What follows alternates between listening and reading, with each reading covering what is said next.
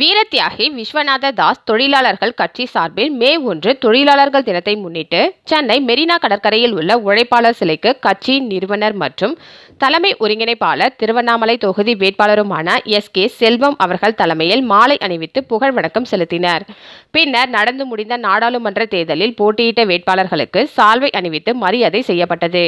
பின்னர் தென் சென்னை தெற்கு மாவட்ட புதிய தலைவராக தேர்ந்தெடுக்கப்பட்ட மணி அவர்களுக்கு சால்வை அணிவித்து மரியாதை செய்தார். பின்னர் செய்தியாளர்களை சந்தித்த மாநில தலைமை ஒருங்கிணைப்பாளர் கே செல்வம் பேசுகையில், எங்களது அமைப்பானது மிகவும் வலிமையாகவும் 5 லட்சத்திற்கும் மேல் உறுப்பினர்கள் கொண்ட எங்கள் சங்கத்திற்கு இந்த தொழிலாளர் தினத்தில் இந்த அரசுக்கு கோரிக்கையாக நலவாரிய வேண்டும் என்று எத்தனையோ முறை கேட்டும் செய்யவில்லை. குறைவாக உள்ள உறுப்பினர்கள் கொண்ட சங்கங்களுக்கு நலவாரியம் அமைத்து கொடுத்துள்ளது. அதனால் எங்களுக்கு இம்முறையாவது நலவாரியம் அமைத்து தர வேண்டும் என்று இந்த உழைப்பாளர் தினத்தில் அரசை கேட்டுக்கொள்கிறேன் என்று கூறினார். இதில் VTK தொழிற்சங்க மாநில பொதுச் செயலாளர் மற்றும் ஆரணி தொகுதி வேட்பாளர் நாகராஜன், மாநில துணை செயலாளர் தணிகைவேல், மாநில துணை செயலாளர் ஏழுமலை, மாநில செய்தி வெளியீட்டாளர் ஏழுமலை, மாநில அமைப்பு செயலாளர் விநாயகமூர்த்தி, தென் சென்னை தொகுதி வேட்பாளர் குட்டிமணி, ஸ்ரீபெரும்புதூர் தொகுதி வேட்பாளர் ஜீனத் சிவகுமார், ஈரோடு தொகுதி வேட்பாளர் தண்டபாணி, தஞ்சை தொகுதி வேட்பாளர் எழிலரசன், ராமநாதபுரம் தொகுதி வேட்பாளர் பாரிராஜன், சென்னை மாவட்ட தலைவர் ராஜ்குமார், இளைஞரணி தலைவர் சரவணன், திருவண்ணாமலை மாவட்ட இளைஞரணி அமைப்பாளர் வினோத்குமார், ஈரோடு மாவட்ட துணைத் தலைவர் சண்முகம், விழுப்புரம் மாவட்ட கிளை ஒன்றிய செயலாளர் ஆறுமுகம், வானூர் ஒன்றிய செயலாளர் மனோஜ், தென் மண்டல செயலாளர் ராமமூர்த்தி, செய்யாறு ஒன்றிய மகளிர் அணி தலைவி திருமதி கல்பனா, காஞ்சிபுரம் மாணவரணி சிலம்பரசன் வேலன், சென்னை குணா மற்றும் மாவட்ட நிர்வாகிகள் பலரும் இதில் கலந்து கொண்டனர்.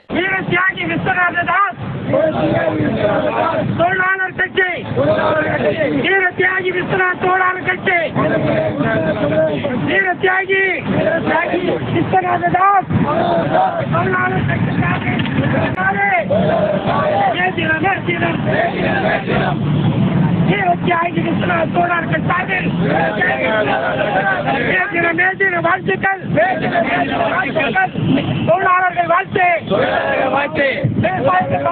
விவசாயிகள் வாழ்த்து.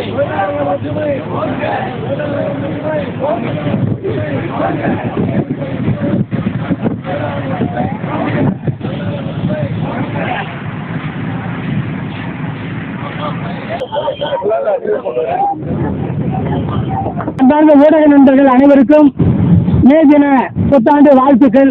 இன்று தொழிலாளர் தினம் நாள். உழைப்பாளர்கள், தொழிலாளிகள் என ஏழை மக்கள் கொண்டாடக்கூடிய மே தினம் உலக வரலாற்றில் மே தினம் இந்த மே 1 கொண்டாடப்படும் இந்த நாளில் தமிழகத்தை பொறுத்த வரையிலும் எங்களது வீரத்தியாகி விஸ்வநாத தாஸ் தொழிலாளர்கள் கட்சி நாங்கள் இந்த மே தினத்தை இன்று சென்னை கடற்கரை சாலையில் உள்ள உழைப்பாளர் சிலை அருகே சிலைக்கு மாலை அணிவித்து அஞ்சலி செலுத்தி, அஞ்சலி என்பதை விட பூமாலை உதிர்த்து செய்து எங்களுடைய வீர வணக்கத்தை இங்கே தெரிவித்துக் கொள்கிறோம். கடந்த 2024 ஏப்ரல் 19ஆம் தேதி நடைபெற்ற தமிழகம் முழுவதும் 2024 இந்திய திருவிழா நாடாளுமன்ற தேர்தலில் தமிழகத்தில் 10 வேட்பாளர்கள் எங்களது வீரத்தியாகி விஸ்வநாத கட்சி சார்பிலே போட்டியிட்டோம். அதிலே தென் சென்னை தம்பி குட்டிமணியும், ஸ்ரீபெரும்புதூர் தொகுதி தம்பி சிவகுமாரும், ஈரோடு தொகுதி தம்பி தண்டபாணியும், ராம்நாடு தொகுதி வேட்பாளர் தம்பி பாரிராஜன் அவர்களும், ஆரணி நாடாளுமன்ற உறுப்பினராக தம்பி நாகராஜ் அவர்களும், தஞ்சாவூர் நாடாளுமன்ற தொகுதி வேட்பாளராக அருமை அண்ணன் எழிலரசன் அவர்களும், திருவண்ணாமலை நாடாளுமன்ற உறுப்பினராக கே செல்வம் ஆகிய நானும் போட்டியிட்டோம். தமிழகத்திலே ஏனைய வேட்பாளர்கள் கடலூர் மாயகிருஷ்ணன் மற்றும் அரக்கோணம் வினோத், நெல்லை சந்திரன் அவர்கள் களத்திலே நின்றோம். தமிழகத்தில் பெரும்பாலான ஏழை தொழிலாளர்கள் அனைவரும் எங்களது வீரத்தியாகி விஸ்வநாத கட்சிக்கு வாக்களித்திருக்கிறார்கள். இந்த தொழிலாளர்கள் இந்த கட்சி சார்பிலே இந்த மே தின விழாவை இங்கே கலந்து கொள்வதிலும், அதே போல இந்த நாடாளுமன்ற தேர்தலில் 45 நாட்கள் பாதுகாப்பாக வைக்கப்பட்டிருக்கிறது. அங்கே நீலகிரி என்ற ஒரு தொகுதி இருக்கிறது. அங்கே சிங்கம்புலி நடமாடக்கூடிய இடம். ஆனால் அந்த தொகுதியிலே பார்த்தீங்கன்னா பெட்டி இருக்கிற அந்த அறைகள் எல்லாம் கரண்ட் ஆஃப் ஆகுது, அதாவது வந்து கேமரா வேலை செய்யல. இப்படி ஈரோடு, அடுத்தது மத்திய சென்னை, ஸ்ரீபெரும்புதூர் தொகுதி, இப்ப பாத்தீங்கன்னா திருவண்ணாமலை என்ன நிலையில இருக்குதுன்னே சொல்ல முடியல. அப்படிப்பட்ட ஒரு ஜனநாயக சீர்கேடை இந்த ஜனநாயகத்தில் நடத்தி கொண்டிருக்கிறார்கள் ஆளுங்கட்சி, மத்திய மாநில இரண்டு கட்சிகளும். இன்னைக்கு ஒரு தமிழகத்தினுடைய முதல்வராக இருக்கின்றவர் கூட பாத்தீங்கன்னா இந்த நேதிர பூங்காவில் அவரால் கலந்து கொள்ள முடியவில்லை, ஓய்வு எடுத்துக் கொண்டிருக்கிறார்.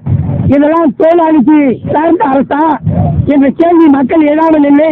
ஏதோ வாக்களிப்பது போது மட்டும் ஆளுங்கட்சி எதிர்கட்சி என்று போட்டி போட்டுக் கொண்டு அவர்களை மக்களை திசை பிரித்து இரண்டு கட்சிகளும் வாக்கு பெறுவது நோக்கமாக இருக்கிறார்கள் தவிர, ஆனால் இந்த தொழிலாளர்களுக்கு அவர்களுடைய உணர்வுகளை புரிந்து கொண்டு அரசாங்கம் செயல்படுதா என்றால் நிச்சயம் ஒரு கேடுகட்ட அரசாங்கத்தான். மத்திய மாநில இரண்டு கட்சியுமே மோடி என்ற ஒரு மோசடி மன்னனும் தமிழகத்தை ஆளுகின்ற திராவிட கட்சிகளும் படு மோசமான நிலையை இந்த தொழிலாளர் வர்க்கத்துக்கு செய்து கொண்டிருக்கிறார்கள். அதற்கு பல உதாரணங்களை சுட்டிக்காட்டலாம். கடந்த ஆண்டு தொழிலாளர்களுக்கு 8 மணி நேர ஊதியத்தை 12 மணி நேரமாக உயர்த்தி அதை வாபஸ் பெற்றது முன்னுதாரணம். அதே போல உலகத்திலே இந்தியாவை போன்று ஏழைகளையும் தொழிலாளர்களையும் உழைக்கும் வர்க்கத்தையும் நசுக்கு நசுக்கி கார்பரேட் கம்பெனிக்கு அடைய ஆட்சி செய்யக்கூடிய மோடி அரசு இரண்டுமே வீழ்த்த வேண்டிய காலம் இது விரைவில் இல்லை, கூடிய விரைவில் நடைபெறப் போகிறது. எங்களை போன்ற ஏழை பிள்ளைகள், எளிய பிள்ளைகள், சிறு கட்சிகள் எல்லாம் ஒன்று திரண்டு மாபெரும் போராட்டத்தினை இந்த புரட்சி கிடைத்த இந்த மே நாளிலிருந்து உறுதியேற்றுக் கொள்கிறோம். வருகின்ற இந்த பெட்டிகள்லாம் பாதுகாப்பாக இருக்குதா என்பதை நிச்சயம் கலந்தாய்வு செய்து உடனடியாக அது பாதுகாப்பாக இருக்க வேண்டும். அப்படி இல்லை என்றால் கேள்விக்குறி ஜனநாயகத்தின் மீது கேள்விக்குறி ஏற்பட்டுவிடும். அப்பேற்பட்ட அவலம் தமிழகத்தில் நடந்து வருகிறது. சென்ற தேர்தலை கூட பார்த்தீங்கன்னா 19 இந்தியா முழுவதும் ஒரே வாக்குப்பதிவு ஒரே எண்ணிக்கையில் பல எம்பிகள் ஜெயிச்சிருக்காங்க. யாரே பிஜேபி அரசு கூட. ஆனா அதெல்லாம் ஏதோ ஒரு பெரிய மோசடியை நோக்கி இந்த கம்ப்யூட்டர் வளர்ந்த நாடுகள் என்று சொல்லக்கூடிய நாடுகள்லாம் கூட வாக்குப்பதிவு நடந்து 1 மணி நேரம் 2 மணி நேரத்துக்குள்ள என்ன ஆரம்பிச்சிடாங்க. ஆனா 45 நாள் கிணறையிலே படுத்துக் கொண்டு ஒரு ஜனநாயகம் தூங்கிக் கொண்டிருக்கிறது என்றால் அங்கே கேமரா வேலை செய்யவில்லை, போலீஸ் என்ன செய்து கொண்டிருக்கிறது, மத்திய பாதுகாப்பு படை என்ன செய்து கொண்டிருக்கிறது என்னெல்லாம் கேள்வி இருக்குது. எங்களை போல சிறு கட்சிகள் அந்த வாக்குப்பதிவு வந்தது, வாக்கு பிரச்சாரத்தின் போது லட்சக்கணக்கான மக்களை ஒன்று திரட்டி அவரெல்லாம் ஒரு முதலமைச்சரையோ ஒரு மந்திரியோ யார் வந்தாலும் கூட்டம் சேர்ந்து அந்த கூட்டத்துக்கெல்லாம் விலை உண்டு. அந்த விலையை எங்களை போன்ற ஏழை பிள்ளைகள் கொடுக்க முடியாது. நாங்கள் வாக்கு ஒன்றே எங்களது லட்சியம், கொள்கை ஒன்றே எங்களது லட்சியம் என்று நினைத்து எங்களது கட்சியை எங்களது முப்பாட்டனர் தியாகி விஸ்வநாத் தோழர் கட்சி வழிநடத்திக் கொண்டுள்ளோம். ஏழை பிள்ளைகளாக, தொழிலாளின் வர்க்கமாக. அதே போல தமிழகத்திலே பார்த்தீங்கன்னா கட்டுமான தொழிலாளர் வாரியம் மட்டும்தான் அமைக்கப்பட்டிருக்கிறது. மற்றும் ஏனைய வாரியங்கள் ஆட்டோ தொழிலாளர் மற்றும் டூவீலர் தொழிலாளர், முடிதிருக்கும் தொழிலாளர், கலவை தொழிலாளர் எல்லாம் என்ன கேவலப்பட்டார்கள். இவர்களெல்லாம் அதாவது அவர்களுக்கு வாரியம் கூட அமைக்க தகுதியற்ற அரசு இந்த திராவிட அரசு. இந்த அரசை தூக்கி எறிகின்றனால் வெகுதளவில் இல்லை. ஆகையால் தொழிலாளர்களுக்கு உரிய மரியாதையும் பாதுகாப்பும் தந்திட வேண்டும்.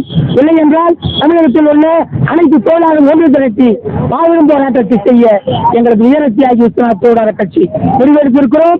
அதை போல இந்த மந்திரி சிஎம் வரும்போதெல்லாம் அந்த பாதுகாப்பாளராக இருக்கின்ற காவல்துறை தாண்டி பொதுமக்கள் எல்லாரும் விளை வச்சாதான் அந்த வாக்கு இயந்திரம் தாண்டி, அதாவது வாக்கு சேகரிக்கிற அரசியல் பெரும்பு முன்னாடியே கூட்டமா நிற்கிறாங்க. எங்களை பாரு பிள்ளைகள் வாக்கு கேட்கும்போது கூட கூட்டமா யாரும் வர்றதில்லை. ஏன்னா அந்த அளவுக்கு ஜனநாயகம் பணநாயகமாக மாறிவிட்டது. ஆகையால் அனைத்து தமிழகத்தில் இருக்கின்ற 39 தொகுதிகளும் அதாவது பாதுகாப்பாளனாக இருக்க வேண்டும். எந்த இடத்திலும் பெட்டிகளோ அந்த பூத்துகளோ எந்த விதமான சிறு ஊடகத்தில் போய் வந்தாலும் விடமாட்டோம். அதில் குறிப்பாக இன்னொரு விஷயத்தை சொல்ல விரும்புகிறேன். நான் திருவண்ணாமலை நாடாளுமன்ற உறுப்பினராக போட்டியிருக்கிறேன். பாருங்க, ஊடகத்தில் நான் சொல்றேன் தெளிவா. அதாவது பெட்டிய 31 பேர் நிற்கிறாங்க. அந்த பெட்டியை 1, 2, 3 எழுதணும். ஆனா அதாவது எந்த பக்கம் வலது பக்கம் நம்பர் 1 நம்பர் 1 எழுதணும். அடுத்தது 15 31 வரும். ஆனா அந்த பக்கம் ஜன்னல் வராங்க. இந்த 1ஆம் நம்பர் பெட்டி அண்ணாண்ட வச்சு 2ஆம் நம்பர் பெட்டி என்னாண்ட வைக்கிறேன். அயோக்கியத்தனமான ஜனநாயக சீர்கேடுகளை பல்வேறு பூத்துக்கள் மாதிரி செஞ்சிருக்காங்க. 2 பெட்டி எல்லா மாவட்டத்திலும் இது வன்மையாக நாங்கள் இந்திய ஜனநாயகத்தை கேள்விக்குறியாக்கின்ற என்ன ட்ரைனிங் கொடுத்திருக்காங்க அரசு ஊழியர்களுக்கு, என்ன அவமானம். அப்படி மாறி மாறி அந்த பெரிய கட்சிகள் திராவிட கட்சிகளுக்கு மக்கள் வாக்களிக்கணும். அவங்க அந்த ரெட்டல ஒரேஸ்வரியன் போன்ற பெரு கட்சிகள் கை இப்படி இவங்க வாக்கு பெற்றுன்ற அதிகார திமிர்ல இந்த மாதிரி அரசு ஊழியர்களும் தேர்தல் ஆணையமும் அவர்களுக்கு கைக்கூலியாக இருப்பதை வன்மையாக கண்டிக்கின்றோம். எங்களது வீர தியாகி விஸ்வநாத்தோட கட்டார்ல 2026 சட்டமன்ற தேர்தலில் தமிழகத்தில் 234 சட்டமன்றத்திலும் போட்டியிட நாங்கள் தயாராக இருக்கோம். இப்போது 10 தொகுதியை தாண்டி 234 களங்கான எங்களது வீர தியாகி விஸ்வநாத்தோட கட்சி தயாராக இருக்கிறது. இந்த மேஜர நல்நாள் வாழ்த்துக்களோடு ஆட்டோ தொழிலாளர், மண்பாண்ட தொழிலாளர் மற்றும் டூவீலர் என எண்ணற்ற அழிகள் வாரியம், முடிவுத்தோர் வாரியம், தலைமை தொழிலாளர்கள் வாரியம், இப்படி எண்ணற்ற வாரியங்கள் ஆரம்பித்திருக்கின்ற தமிழக அரசு அப்படின்னா 2 வாரியம் தான் கண்ணுக்கு தெரிந்த வாரியம். 1 பணமரத்து வாரியம், 2 கட்டுமான வாரியம். இதை தவிர எந்த பொறுப்புகளும் போடுவதில்லை. இது தொழிலாளர் வர்க்கத்துக்கு மிகப்பெரிய கேள்விக்குரிய. இவர்கள் மட்டும் இந்த சமுதாயத்திலிருந்து, இந்த தொழிலாளர் வர்க்கத்திலிருந்து வாக்களித்து இவர்கள் வெற்றி பெற்றதில்லை. இந்த முடிவு தொழிலாளர் குறைஞ்சபட்சம் 5 லட்சம் பேர் இந்த தொழிலை நம்பியே வாழ்கிறார்கள். அவருடைய வேலை ஒருத்தர்லாம் பார்த்தீங்கன்னா ஒரு 10 லட்சம் பேர் இதுல மிகப்பெரிய பாதிப்பாயிருக்காங்க. ஆனா ஒரு வாரியத்தை கூட அமைக்க தகுதியற்ற அரசு தான் இந்த திராவிடர் மாடல் அரசு. இந்த கேடுகட்ட அரசு இந்த தொழிலாளர்களை உண்மையாக பாதுகாக்கும் சொன்னா நிச்சயம் பாதுகாக்காது. எங்களை போன்ற தொழிலாளர்கள் நிச்சயம் ஆட்சிக்கு அதிகாரத்துக்கு வரும்போது தான் இந்த தொழிலாளர்களின் உண்மையான கோரிக்கைகள் நிறைவேற்றப்படும். ஆனால் கடும் கண்டனத்தை தெரிவித்துக் கொள்கிறோம். நிச்சயம் தமிழக அரசு இந்த மாதிரி ஆட்டோ தொழிலாளர், முடிவுக்கும் தொழிலாளர், பலகை தொழிலாளர், மண்பாண்ட கொத்தவ தொழிலாளர் மற்றும் அழிகள் வாரியம் என்று பல்வேறு வாரியங்கள் இருக்கின்ற, அதாவது தலைவரால் நியமிக்கப்படாத வாரியங்கள் அனைத்தும் நியமிக்கப்பட வேண்டும் விரைவில் என்பதுதான் எங்களது கோரிக்கை. இந்த மேஜன வாழ்த்துக்களோடு நன்றி, வணக்கம்.